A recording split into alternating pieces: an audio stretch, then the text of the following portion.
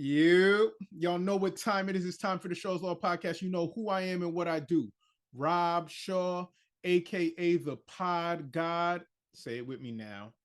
Aka Harry Potter. Let's do some quick housekeeping. I'm sure you guys have noticed there haven't been a lot of just regular NBA pods. I've definitely started looking more at long form style interviews, but it's the NBA trade deadline, baby. You knew you were getting a pod from your boy today. But definitely check out some of our latest interviews. Me and the boys had Anthony Gaines on, as well as I just had Rennie LaRue. He started the Upstate New York Basketball Hall of Fame, and now it is just the New York Basketball Hall of Fame. So definitely look out for that interview dropping this weekend. We're going to talk trade deadline, but first, let's jump into LeBron breaking the all time scoring record. Like, I'm not the biggest Bron guy in the world, but we need to give credit to his ability to just flat out put the ball in the basket. He's not wired as a scorer like a Durant, a Melo, a Kobe, a Mike, but he's led the league in scoring before. He's the all-time leader in playoff scoring, and now he's the all-time leader in regular season scoring. That means that dude can get a bucket. He can get a bucket, and it's also a testament to his longevity. Like, how long? Since 2003? Since 2003, he's been a dub in the league. Like, 20 points minimum every year since 2003.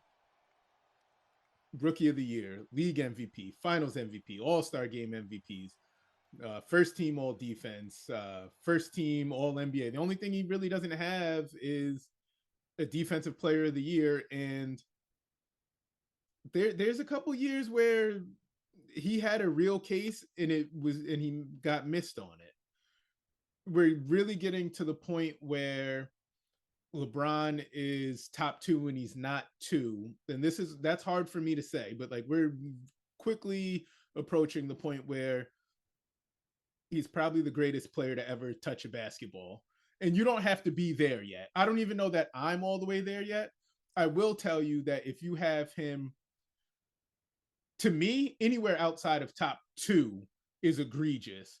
But top three, like I'll work with you. But like if you have like Barkley had him at like 7 or 8, and that's nasty. That's nasty, especially from our greats who are paid to talk about the game. I don't even know how you can have an argument for LeBron to not be in your top five. Like I have a tough time with people who argue he's not top two. At 8, in past 3, I barely want to fucking talk hoops with you.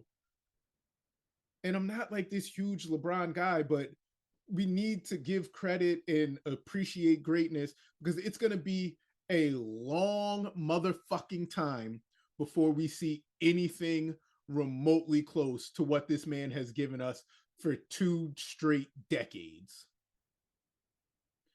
All right, so that is my little LeBron spiel.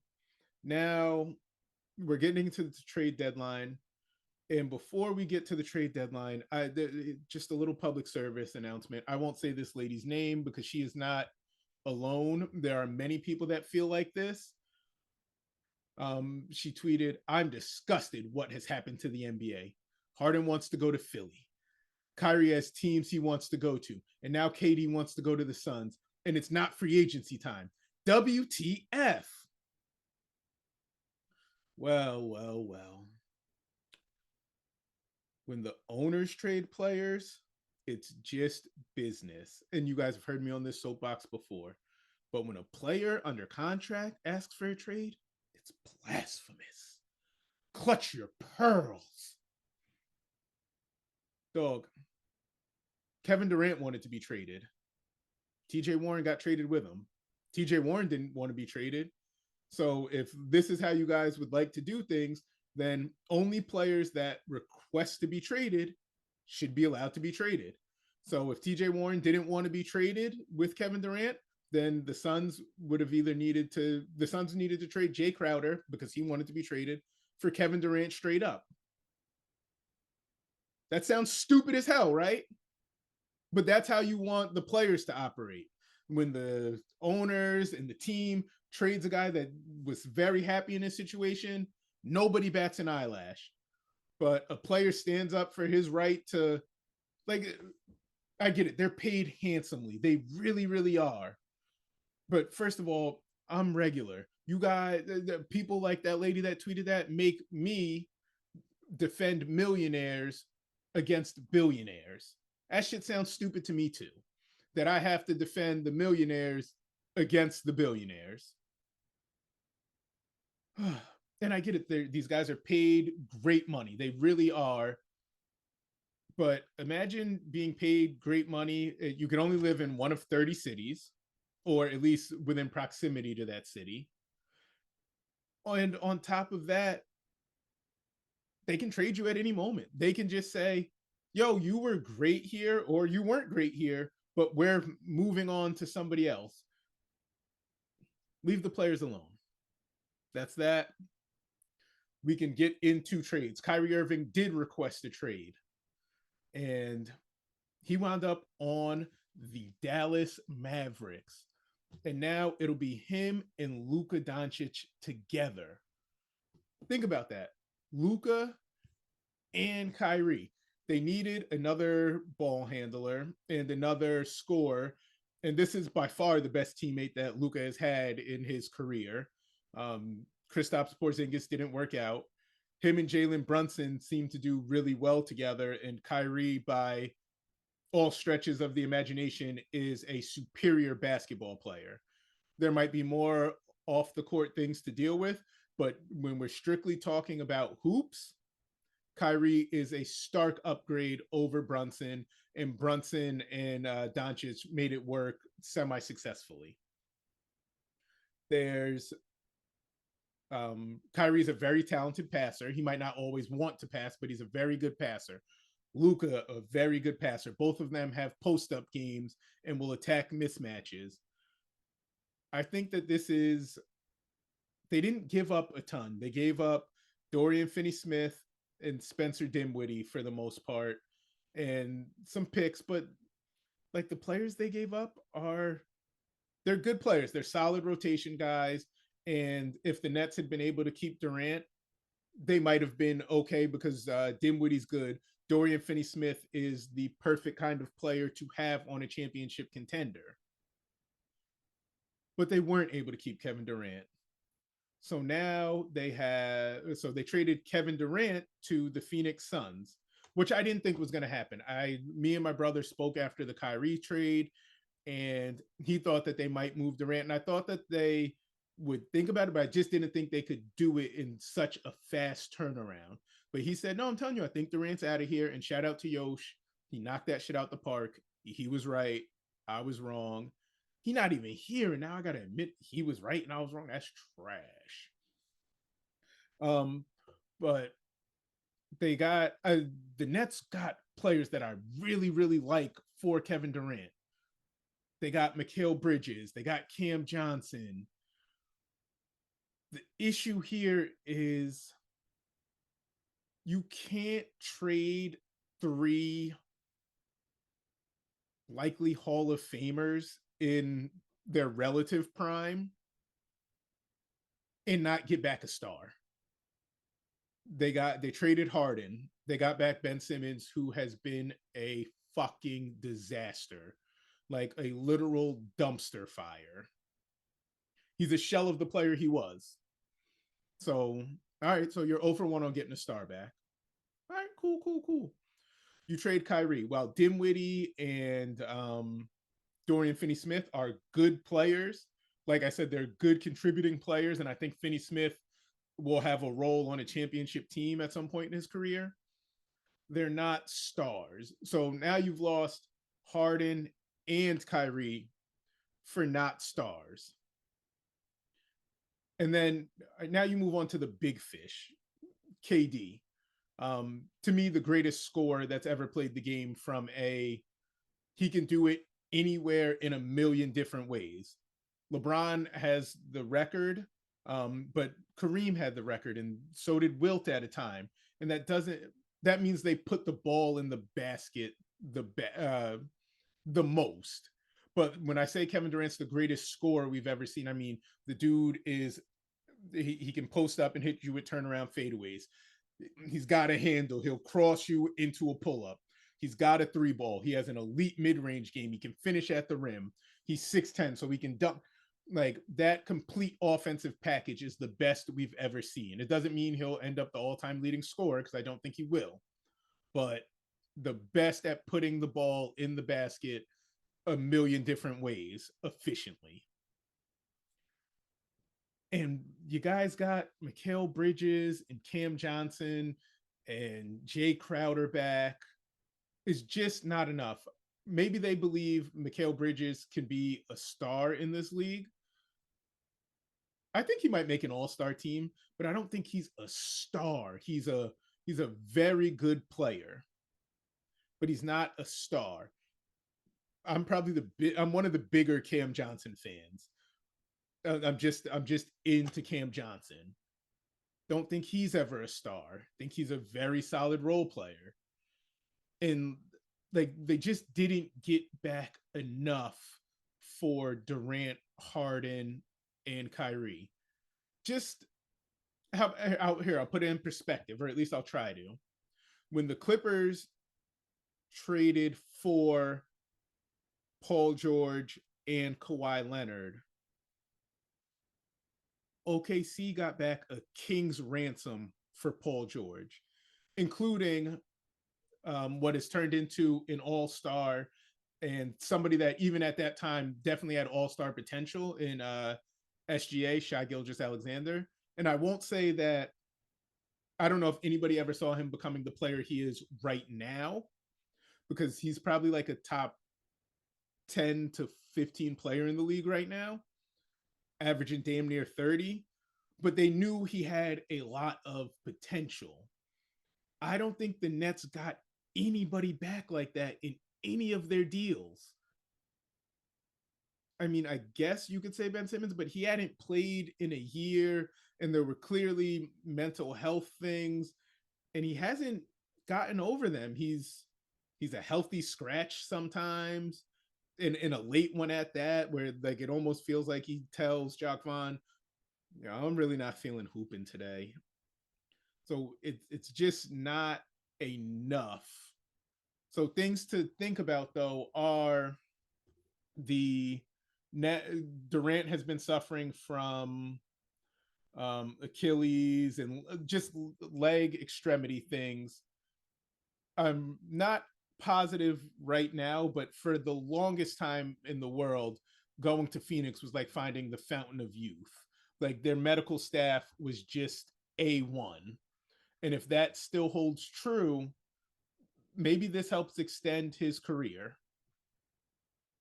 Um, what else?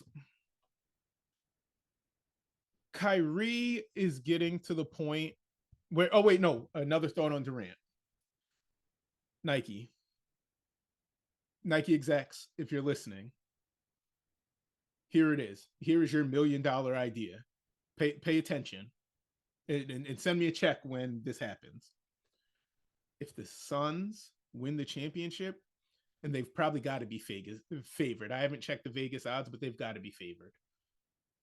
Nike, if the Suns win the championship, you guys need to drop a whole Kevin Durant bus driver campaign.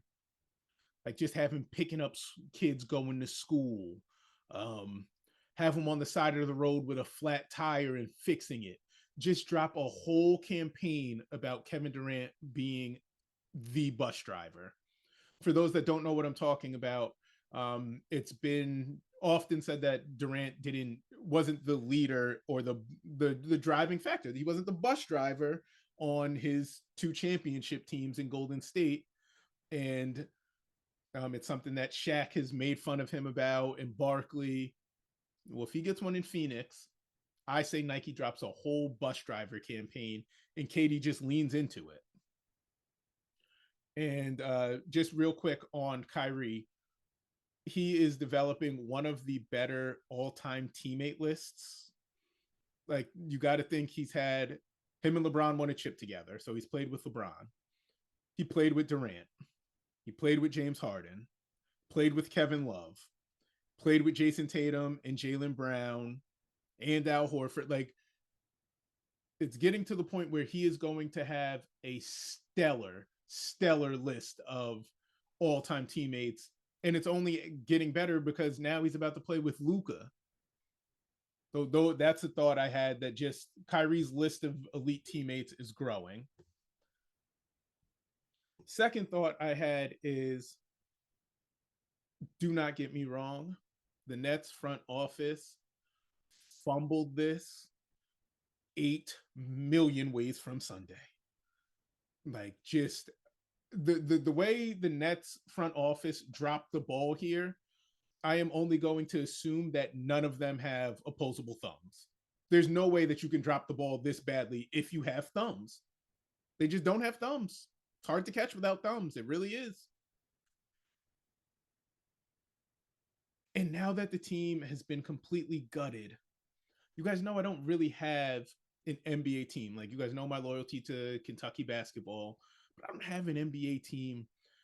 And the Nets are definitely the team I've seen the most. What if I jumped in as like a diehard Nets fan right now? Because, like, you don't want to do it when they have Harden, Durant, and Kyrie. But, like, when the cupboard's bare, like, there's just young players that are dope, like Cam Thomas and Mikal Bridges and Cam Johnson. Like, what if I jumped in now? I want you guys' opinion on that. Like, should I go all in? Brooklyn. Should that be me? Let me know. Let's get into some of the. Okay, another thing that was fun.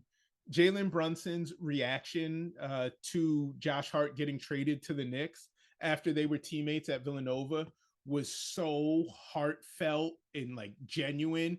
He's standing there, and somebody there shows him a phone, and he's like, "Oh shit!"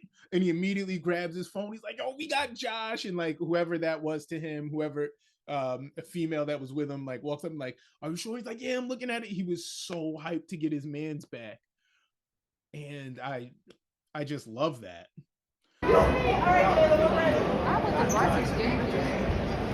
Oh shit! Josh Hart. Yes! What? Oh my God! Knicks got Josh Hart.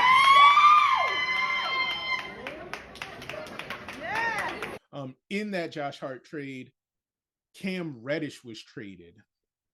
For those that don't know, in high school, the way his peers talked about him, Timothy Turner. Cam Reddish was really that guy. Like, they were like Anthony Edwards, who by all is a little bit of an arrogant guy, was like, nah, Cam Reddish, the only one who bust my ass. He had like 40. So he was a top 3 player coming out of high school. He was number 3 in his class behind his 2 teammates, RJ Barrett and Zion Wilson were 1 and 2, and Cam was 3. So Duke had the 1, 2, and 3 recruit in the nation. I don't think that's ever happened. But even at Duke, like, Cam had some little weird stuff, like sitting out games that he probably could have played in, or games that the team really needed him and he probably could have gutted it out and didn't want to, or didn't feel like it was best for his draft stock. So there was that. Then he still turned that 1 year into Duke into a top 10 pick, and the Atlanta Hawks drafted him. And he didn't do all that much in Atlanta, so he got traded for another dude who was a highly rated recruit who didn't do shit, in Kevin Knox. And they flip-flopped, and now Cam has definitely been better than Knox, but Kevin Knox should be playing in fucking Serbia, so does it really count? And then he was on the Knicks, and he had some flashes. Sometimes he looked really good defensively, and he has all the tools you want in a hooper. He's tall, he's long, like, the jump shot is smooth. Everything he does is smooth, but he just never put it together. But I want to sell all my Cam Reddish stock, but I'm a little bit interested to see what he looks like in Portland. And it is shameful. Like, I am so disappointed in myself for not giving up on him. Because the thing is, when I was taking my notes, I was like, yo, I'm gonna get on screen and just sell all my Cam Reddish stock, all of it. Then I got to talking and I remembered his pedigree and like some of the shit I seen him do in limited minutes. Son is I like another year of me having way too much Cam Reddish stock. Um, Westbrook got traded to the Jazz in a multiplayer deal.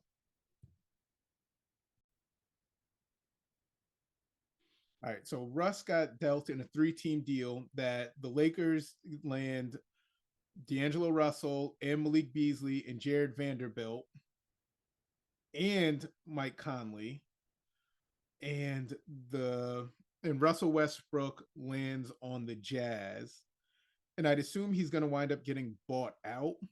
So where do we want to see Russ when he gets bought out? I don't. I can't think of like the perfect fit for him. Maybe somewhere where they need a little bit more scoring punch off the bench. What if he went to OKC and just help them make a playoff push this year and then reevaluate at the end of next season? I don't know, man. It's getting Malik Beasley and D'Angelo Russell is nice for the Lakers, especially when you add in that they got Mo Bamba for Pat Beverly. They just got a little bit younger. They're the team that drafted D'Angelo Russell, and we're actually going to see a lot of that in the trades. There's a lot of just retreads happening. Jakob Poeltl goes back to the Raptors. D'Angelo Russell back to the Lakers. Spencer Dinwiddie back to the Nets. And then there's another one I'm missing right now. I'll remember it when I see it on screen.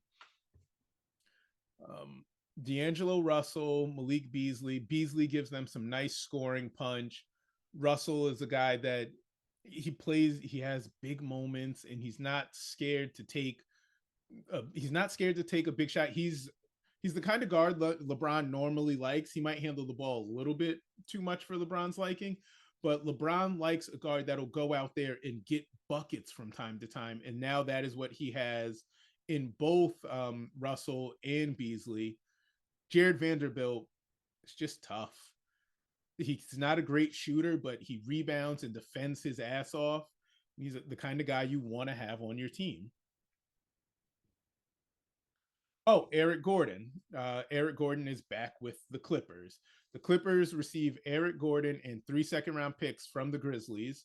The Grizzlies receive Luke Kennard, the kind of player they like. They're the same team that drafted Grayson Allen. They like that Duke pedigree, I'm sure, but they like a nice size white guy that can shoot the ball. And I think Kennard is better than Allen in most aspects, particularly as a secondary ball handler. The Rockets are the third team in this trade, and they're doing it for picks and swaps and just to help build their war chest. They receive John Wall back, another player that's already been with this team. They receive Danny Green and the rights to the Bucks pick with the Grizzlies in 2023. So I'm going to assume that rights to Bucks pick with Clippers. So the Clippers owe a pick to the Bucks, and now the Bucks. Jesus Christ, that's confusing. The Bucks owe a pick to the Clippers, and the Clippers have now traded that pick to the Rockets, and that is the big asset the Rockets wanted. They don't care about John Wall. They don't care about Danny Green. I'd assume both of those guys are actually viable buyout guys, particularly Danny Green if he has anything left in the tank.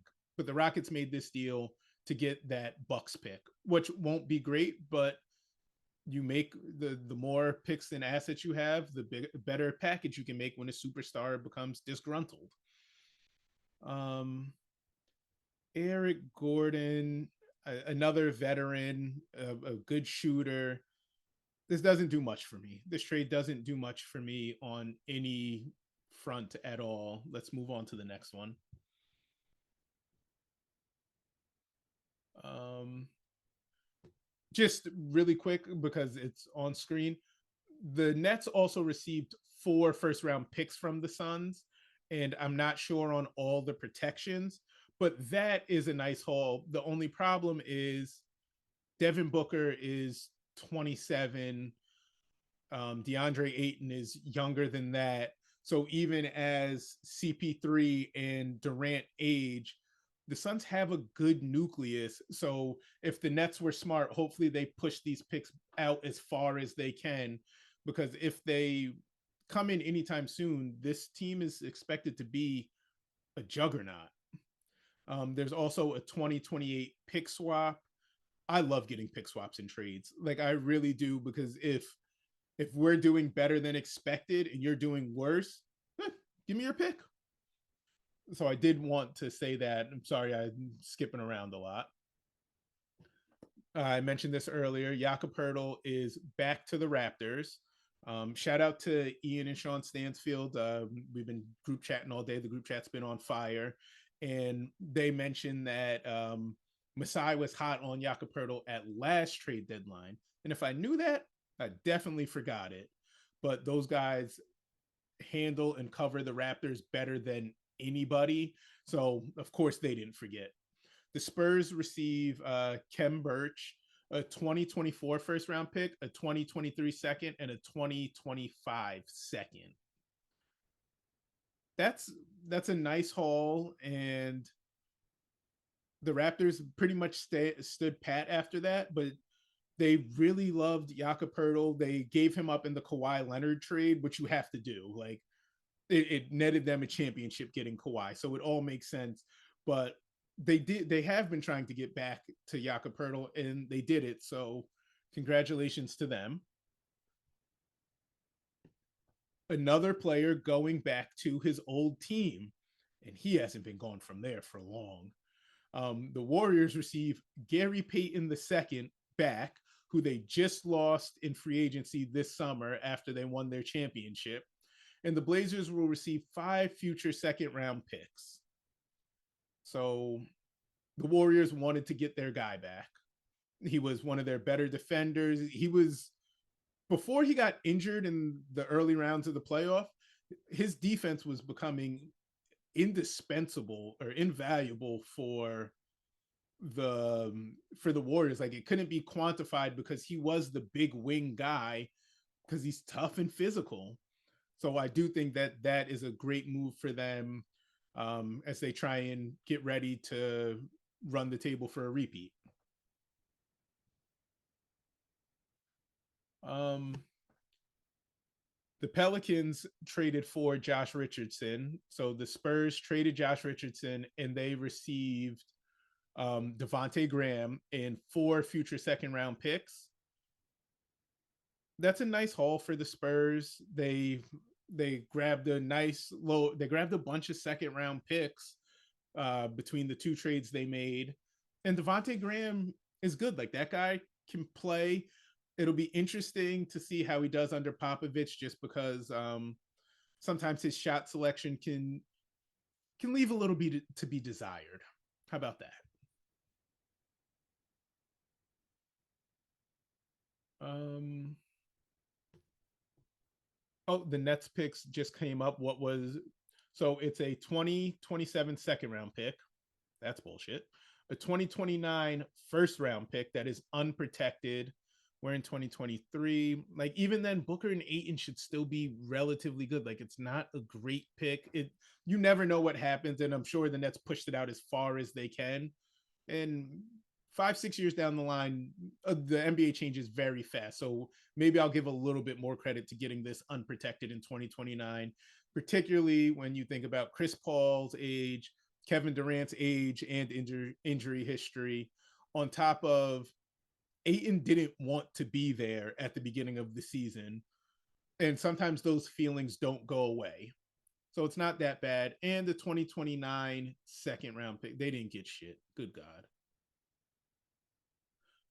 And I'm reading this wrong. These are the protections from the Mavs. These are what the Mavs gave up for Kyrie Irving and Markieff Morris. A little bit more exciting. A little bit more exciting when you think about the 2029 because Kyrie's so mercurial. Um, I'd assume Luka is still there.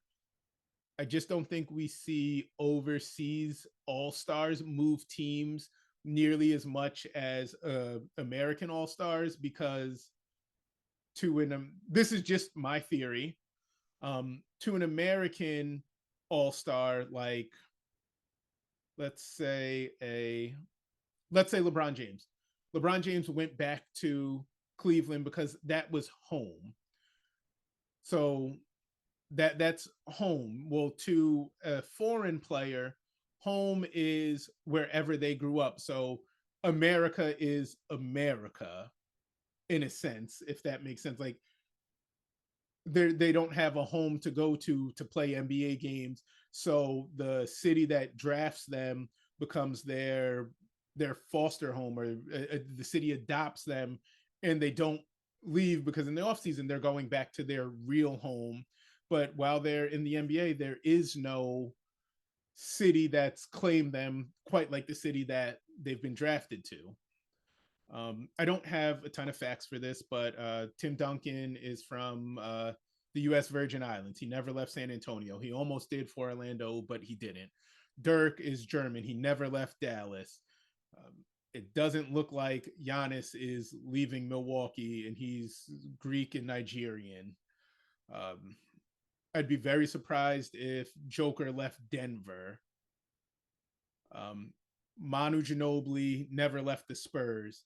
Tony Parker is French, and he did leave the Spurs, but he also went with a Spurs coach in Borrego, and that was a tough transition.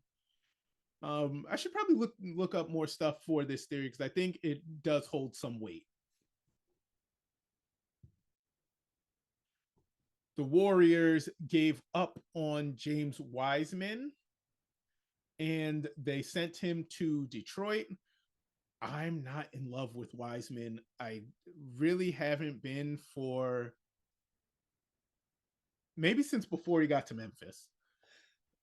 I wasn't into him. I do like him on a young rebuilding team with Cade and holy crap, I'm drawing a blank on Sunday drafted from Purdue. I can tell you the college. Jaden Ivey, sorry. And I drew a blank on Jaden Ivey. But Cade and Jaden Ivey and Wiseman, because in theory, you have a point guard, a big wing, and a big. And like that's a nice place to build. They had to give up Sadiq Bey. Sadiq Bey winds up with the Hawks, which is a nice pickup. And the Warriors receive Kevin Knox, who should be in Serbia once again, and 5 second-round picks from the Hawks. 5 second-round picks it was the going rate today. There were a lot of trades that had 5 second-round picks involved. I think I'd rather have Sadiq Bey over Wiseman. I'm just going to say it. That's me.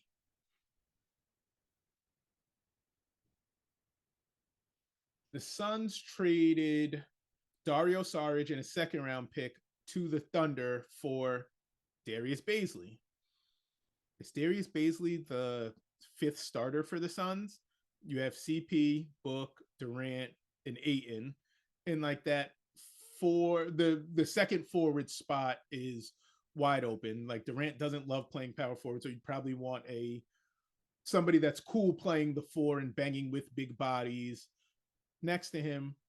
Bazley sort of fits that. And the Thunder received Dario Saric, who is a veteran, and they add another second round pick to their war chest. And I know it's just one, but when the war chest is as deep as OKC's, hey man, every one counts. You package. I just talked about how 5 second round picks is getting you players, like decent players. Well, nobody has more second round picks or picks stored up than OKC, and they just added another one. Shout out to Sam Presti. Good move. The Clippers received Bones Highland from the Nuggets for 220 for a 2024 second round pick and a 2025 second round pick. Don't know why the Nuggets did this. I fucking loved Bones Highland and the way he was developing and how he was learning to play off Jokic, and he has a confident swagger about him. Like that kid's not afraid to take big dick shots. This is a great get for the Clippers. Him and Terrence Mann are very nice pieces to have around Paul George and Kawhi Leonard. And I'd assume the Clippers wanted him because they got off of Wall. I believe they got off of Reggie Jackson as well, and Luke Kennard. So like a backup point guard was a space they needed, or a point guard in general was a space they needed. So I like Highland for the Clippers. Not so much for the Nugs. Wasn't in love with this move for Denver. Um, the Blazers received Matisse Thybulle from the Sixers in a three-team trade. The Hornets received Ski Mikhailiuk from he played at Kansas, and then he was on the Sixers roster as and the Hornets received Fee as well as a 2023 second round pick. And then the Sixers received Jaden McDaniels, a 2024 second round pick via the Knicks, and a 2029 second round pick via the Blazers. Um, I want to say the Hornets are the ones who sent that Knicks pick over to the Blazers. Um, Jalen McDaniel. The Blazers getting Thibault, they like that kind of guy. Remember, they were paying Robert Covington for so long. Like, hey, get me a 3-and-D wing. Thibault's going to need to shoot better, but he had just lost favor in Philly, so he was no longer in the rotation. And the Sixers felt they could get assets for him, so they moved him.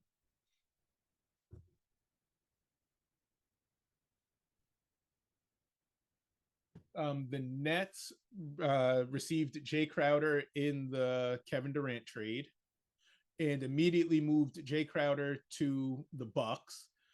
And while I'm not the biggest Jay Crowder fan, he's another one that is good on high level teams. There is going to be some point in the playoffs where that dude is going to make a key defensive stopper, hit a big dick three that is going to help propel the Bucks to winning. That's what he does. The Nets won another team receiving 5 second round picks. Like I said, Josiah and them have not been killing it, but they are refilling the war chest. The Pacers, the third team in this trade, received Jordan Nwora, who I think who can actually play, 2 second round picks, and the artist formerly known as Serge Ibaka. I like Nwora. He's good. I think this is a cool pickup for the Pacers, and the Bucks getting Jay Crowder. Like, mark my words, he's gonna make a big playoff play. And the Nuggets made a trade with the Lakers. The Lakers received Davin Reed, a 2025 second round pick, a 2026 second round pick, and a 2029 second round pick. And they come off Thomas Bryant. The rumors were that Bryant wasn't happy with how much he was playing since Anthony Davis got back and wanted to be moved. And in a funny move, Rob Pelinka basically said, oh man, you think playing behind Anthony Davis is bad, who's hurt every damn week? Well, now go play behind Nikola Jokic, the 2-time reigning MVP who doesn't miss games and damn near doesn't sit. You want to leave? Leave. But we ain't doing you no favors. And those are the trades from the 2023 deadline. There were a couple smaller ones, but really want to bore you guys with that. Some names that I thought might have got moved that didn't wind up getting moved. I thought there was a chance Fred VanVleet got moved. I definitely thought OG was going to get moved. I think Mikal Bridges getting moved might have stopped the OG market, possibly. But a super exciting trade deadline. I'm still shocked that Durant was moved. I just didn't think there was going to be enough time. And maybe I was still right because they got bullshit for KD.